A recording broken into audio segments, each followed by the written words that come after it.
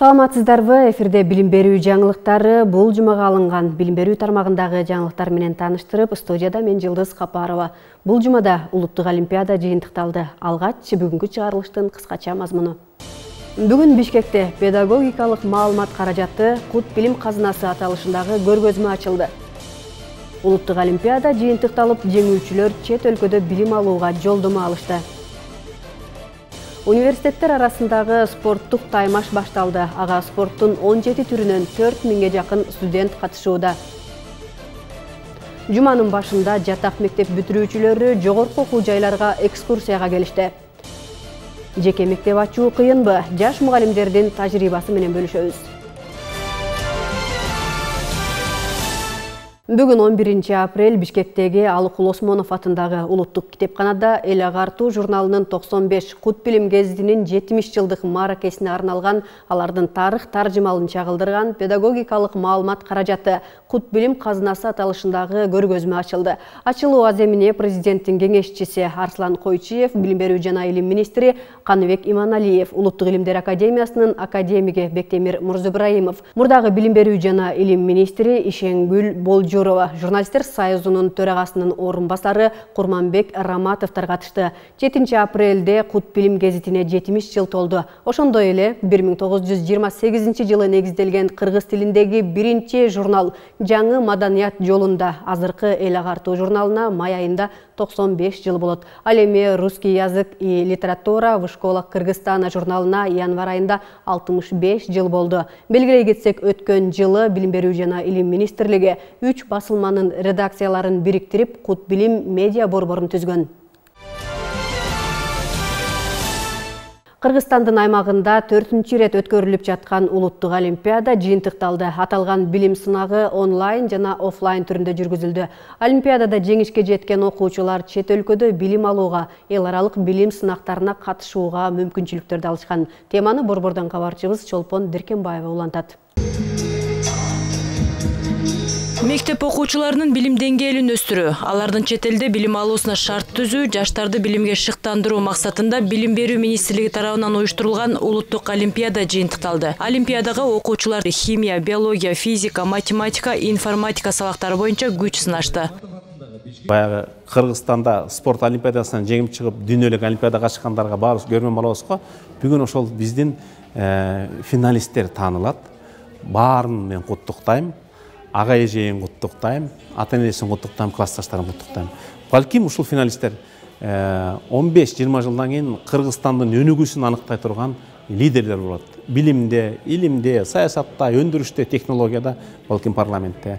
Ошон үчүн биз бүгүн ошол болочок лидерлер менен жолугушуп жатабыз.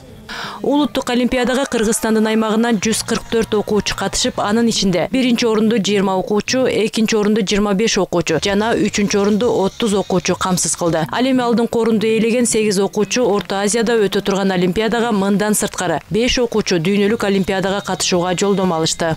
Бул жолу улуттук олимпиадада 1-чи даража дипломуна ээ болдум. Мен Массачусетс технологиялык институтуна өттүм бул жылы. Сентябрда акта 1-чи курсту баштайм. 2020 жылдан бери министрлик Кыргыз-Швед мектеби менен биргеликте 6-11 класстын окуучулары үчүн республикалык деңгээлдеги математика боюнча олимпиада өткөрүп турат. Андагы жеңүүчүлөргө Борбор Азиядагы эл аралык университеттерге тапшыруу үчүн 50-100% чейинки жеңилдиктер каралган. Быйылкы балдардын деңгээли мени кубандырды. Абдан өзүнчө центрлерде даярданышып тур, мугалимдери да абдан жакшы. Балдардын өзүнүн дагы жакшы мыкты балдар болуп турат. Баягы үмүтүм чоң, дүйнөлүк олимпиадада дагы өздөрүн көрсөтүп, Кыргызстаныбызды даңазалайт деп. Белгилей кетсек, Кыргыз Республикасынын министрлер кабинетинин токтомуна ылайык окуучулары алдыңкы орундарды багындырган мугалимдердин айлыгына ай сайын кошумча каражаттар бөлүнүп турат. Сегодняшнего дня вы звезды Кыргызстана. Чолпон Деркенбаева, Айсулуу Гайбула кызы, Бекболот Тогдурбек уулу, билим жаңылыктары, Бишкек. Кечээ Кожомкул атындагы спорт ордосунда өлкө ичиндеги жогорку окуу жайларынын арасындагы универсиаданын ачылыш аземи болуп өттү. Ага билим берүү жана илим министринин 1-чи орун басары Уланбек Усеков катышты. Министрдин 1-чи орун басары ар бир окуу жайдын студенти кесибин мыкты билүү менен гана чектелбей, спортту кошо ала кетүүсү керектигин айтты. Биз жаштарды спорт менен машыгууга үндөшүбүз зарыл. Дени сак улуттун келечеги тунук дегендей, ар бир жарандын аң сезиминде спортко карата туура көз караш калыптанышы керек. Элибиздин ден соолугун чыңдоо, жаштарды эмгекке, спортко жана мекенчилдикке тарбиялоо биздин эң негизги милдеттерибиздин бири деп билдирди. Белгилей кетсек, универсиадага жалпысынан 30дан ашык жогорку окуу жайдан 4000дей студент катышууда. Алар спорттун 17 түрү боюнча күч сынашат. Таймаштар 1 апрелден 28 апрелге чейин уланмакчы. Президент быйыл 100 мектеп курарын билдирди. Бирок бул дагы өлкөдөгү мектеп жетишсиздигин толугу менен камсыздай албайт. Көз карандысыз эксперттер 1 миллионго жакын окуучуга мектеп жетишсиз десе, Билим берүү министрлиги 200 мектеп керектигин айтып келет. Ош шаарында жеке мектеп ачып, ийгиликтүү иштетип жаткан жаш мугалимдердин ишмердүүлүгү кийинки тасмада. Мамлекеттик кызматта иштедик, андан кийин мындай салыштырып келгенде биздин колдон ушул эле билим берүү тармагы. Өмүрбек менен Үмүтай Ош шаарында жеке мектеп иштеткен жаш үй бүлөлөрдүн бири. Алар мурда университетте, Билим берүү министрлигинде иштеп, бул тармактагы алдыңкы методологияларды үйрөнгөн. Ошондогу тажрыйбасы менен 2 жыл алдын жеке мектеп ачып, учурда 20 адамды жумуш менен камсыздайт. Көпчүлүгү бай акчасы болсо, мектепти ачуу, мисалы, шартты түзүү бат эле. Бирок команданы уюштуруп, окуу процессин уюштуруу, балдарга билим берүү процессин алып кетүү, ал экинчи этапта. Көпчүлүгү биринчи этаптан гана баарын түзүшөт дагы, экинчи этабына көңүл бурушпайт. Билим берүүдө негизи бизнес кылуу деген нерсе жок.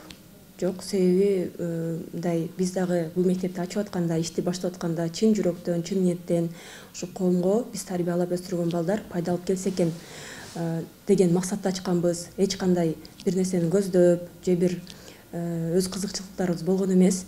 Алардын мектебинде 1 класстан 6 класска чейинки 150 окуучу бар. Класста балдардын саны 16дан ашпайт. Окуу убактысы эрте мененки 8:30дан кечки 5ке чейин. 3 маал тамак окуучуларды ташыган атайын транспортта каралган. Ай сайын 10 миңден взнос берген ата-энелер үчүн бул абдан ыңгайлуу. Ар бир окуучунун жасаган эмгектери күчтөн жасаган гречка. Мугалимдерге дагы татыктуу айлык берип, кошумча курстарга акысыз окутушкан. Ошого жараша чогултмай, белек бекчек бермейлердин баарына катуу тыюу салынат дейт. Белек бере алган ата-эне бар, белек бере албаган ата-эне бар. Анан бул окуучунун ата-энеси аябай кымбат баалуу белек берди, бул окуучунуку бербей калды, же болбосо бир аз кичине белек берди деген салыштыруу болбош үчүн, анан сүймөнчүктүү окуучусу болбош үчүн, любимчик мындайча айтканда болбош үчүн ушул нерселерди мындай бирдей талапта иштеп чыкканбыз. Анан мугалимди ишке алууда дагы ушул нерселер каралган келишимде. Биз 3 ай каникулга чыкканда биз обязательно повышение квалификации болот. Ошол жерде и математика, и русский, и чтение. Ар бир эмнеден бизге специальный педагогдор чыгылып, биз обучаться этилебиз. Биздики, например, математика шаар боюнча кыйыныраак математика. Петерсон боюнча окуйбуз. Ош шаарында азырынча 32 жеке мектеп бар. Мамлекеттик мектептердин саны 54кө жетти. Бирок дагы деле көпчүлүк класстарда окуучулардын саны 50дөн ашат. Андыктан жеке мектептерге муктаждык актуалдуу бойдон калууда. Жеке мектептер мамлекетке эң биринчи жардамчы мектептер болуп атат. Себеби дегенде шаарда өзүңүздөр билесиздер, мектептер аз, жылдан жылга баланын саны көбөйүп кетип баратат. Бизде мектептерде кээ орус класстарда окуучулар 3төн отуруп калып аткан окуучулар болуп атат. Бул деген бардыгы баягы мектептин жетишпегендиги, окуучунун көптүгү. Билим берүү министрлиги мектеп жетишсиздигин жеке мектептердин санын көбөйтүү менен чечүүнү көздөп жатат. Ага ылайык салыктын бир нече түрүнөн бошотулган. Жогорку кеңеш лицензия алуунун жолдорундагы жеңилдетүү керектигин сунуштап келет. Ошондой эле жакында мектеп ачууну каалагандарга алгачкы каржылык колдоо көрсөткөн акселератордук программа башталып жатат. Бул пилоттук долбоор кыска аралыкта мектепке чейинки билим берүү кызматтарын көрсөтүүчү жеке ишкерлерди окутууга багытталган. Алар жеке ишкер катары мамлекеттик салык кызматынан каттоодон өтүп, мектепке чейинки билим берүү кызматтарын көрсөтө алышат. Жеке мектеп ачуу чоң киреше алып келген бизнес боло албайт, бирок билимдүү жаштарды тарбиялап чыгаруу андан алдаганча бийик турат. Жылдыз Капарова, Бекмырза Арабидин уулу, Нурзада Кулмурзаева, билим жаңылыктары.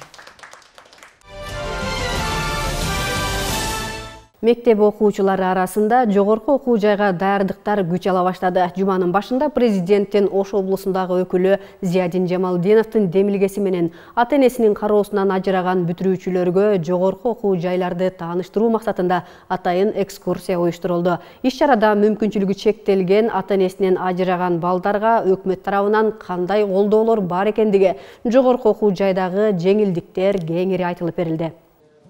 Бегимай Рыспаева Өзгөн районундагы Марат Разахов жатак мектеп-интернатында билим алат. Ал быйыл бүтүрүүчү класс болгондуктан жогорку окуу жайлар менен азыртан таанышып баштады. Келечекте медицина факультетине тапшырып, мыкты дарыгер болсом деген ниети бар. Мен 9 класстын окуучусумун. Ошол интернатты 11 класстан бүтөм деген ойлорум бар. Кудай кааласа, менин кызыккан сабактарым бул биология, информатика, химия, математика. Көп сабактарга кызыгам, бирок менин келечектеги кесибим бул кыргыз элине жараган хирург болуп, элдерге жардам берип, алардын ден соолугун карап болот. Бегимай сыяктуу жатак мектепте билим алып жаткан 104 бүтүрүүчү окуучу атайын программанын негизинде Ош шаарына келип, жогорку окуу жайлар менен таанышты. Окуу жайдын жамааты аларга жеңилдиктер жана жатакана тууралуу кеңири маалыматты беришти. Эгерде ошол мамлекет тарабынан каралган биринчи, экинчи топтогу майыптыгы бар балдар боло турган болсо, сиз каалаган адистигиңизге тандайсыз. Эгерде конкурс болуп кала турган болсо, анда сиздин балыңыз эске алынат. Ошон үчүн суранат элек, мүмкүн болушунча ошол 110 балдан өткөнгө мүмкүнчүлүктү алсаңыздар, андан кийин дагы окуу жайларда мүмкүнчүлүк бар. Эгерде ушундай ата-эне кароосунан калган балдар эгерде конкурс көп болуп кете турган болсо, биздин аягыбызда бар бюджеттик орундарыбыз калып калат да. Эгерде ошондой балдар болуп турган болсо, биз ал орундарды ошол жака жылдырып беребиз, урматтуу окуучулар. Ата-энесинен ажыраган бүтүрүүчү класстын окуучуларына кесиптик багыт берип, жашоодо өз ордун табууга көмөктөшүү президенттин Оштогу өкүлү тарабынан атайын демилгеленген.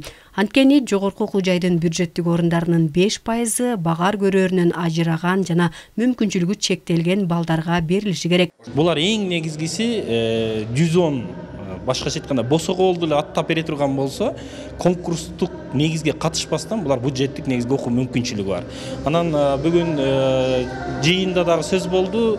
Эгерде бюджеттик негизде окуй албай калгандары болсо, ошол университеттер өздөрүнүн мүмкүнчүлүгүнө карап контракттан же болбосо келишимдик негизден бошотуу боюнча маселелерди да кароо боюнча бүгүн Кыргыз Республикасынын президентинин ошолусунда ыйгарым укуктуу өкүлү Зиядин Исламович өзү да тапшырма койду.